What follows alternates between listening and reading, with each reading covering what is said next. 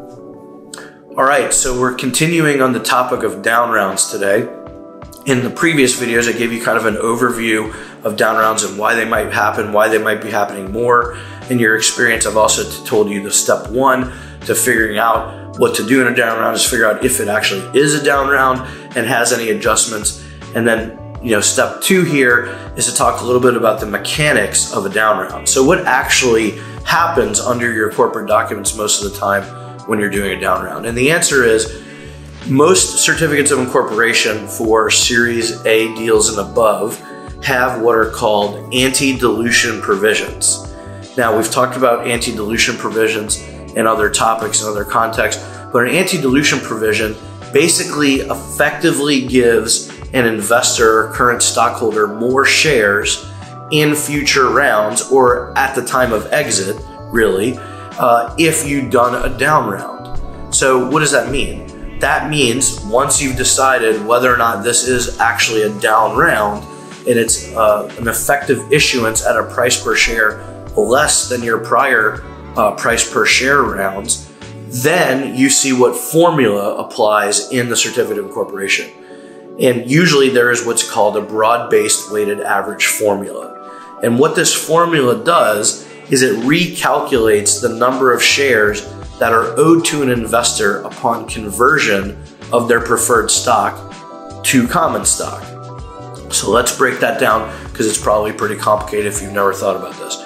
So preferred stock investors, they're going to be the ones that have what are called anti-dilution protection if they negotiated it in your prior price round. Who is likely to have that? People who are in the Series A and after are likely to have that in price rounds. Series C documents generally do not have price-based anti-dilution protections, but they might, and it depends on what you use in your first round, so you got to be more careful.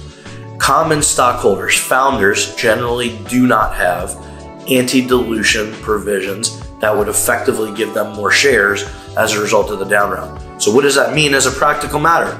That means when you do a down round, the effective more shares that you're giving someone at conversion upon exit, investors, they're kind of made whole. They're not made fully whole.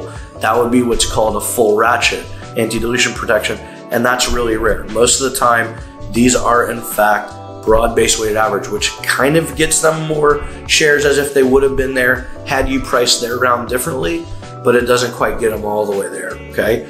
So that also means as a practical matter, when you do a down round, it's especially dilutive to the common stockholders, generally the founders and service providers. So that's the first thing to think about is the mechanics of this are an equation that kicks into place when the preferred stock would convert. If the preferred stock never really converts, then it will not generally have an effect on the amount of shares that they have. It's a as converted to common basis. So what it does is it adjusts the conversion price in the COI. So there's an original issue price and then there's a conversion price. And the COI basically says preferred stock goes into common stock to get upside in the deal on a one-to-one basis unless there's an adjustment to the conversion price. There's an adjustment to the conversion price when a company does a down round. So it goes from a one-to-one conversion ratio to a one to more than one share conversion ratio is essentially what happens. So those are the mechanics. The high level understanding that you need to have is if the company recovers from this problem and the investors end up converting to common stock at the exit, then they're going to get more than one share preferred for each share preferred they had on that as converted basis, okay? So it ends up coming out of the founder's hide. The idea behind this is that whatever the problems the company was facing are more than likely not related to the founders and what they did or didn't do, maybe market conditions, and maybe it's just a risk adjustment mechanism.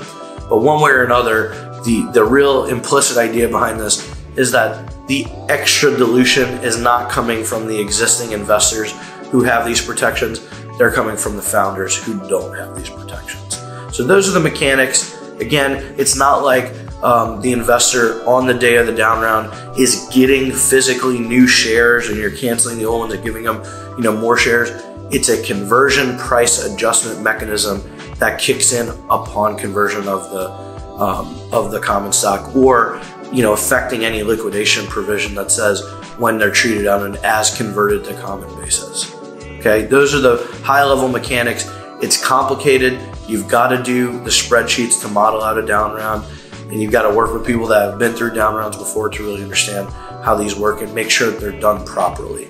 There are also new things, new paperwork you need to give people and record in the company's capital management system, or cap table systems or whatever, and document management systems. So those certificates need to be drafted by an attorney who knows what he or she is doing. And those are the main issues about the mechanics of these things. If you like this content, we hope that you subscribe. We hope that you like it. We hope that you comment. And of course, if you have any questions or observations to make, we welcome them. Take it easy. Hope you can deal with your down round if it's happening. If you have questions, hopefully you know where to reach out. Thanks.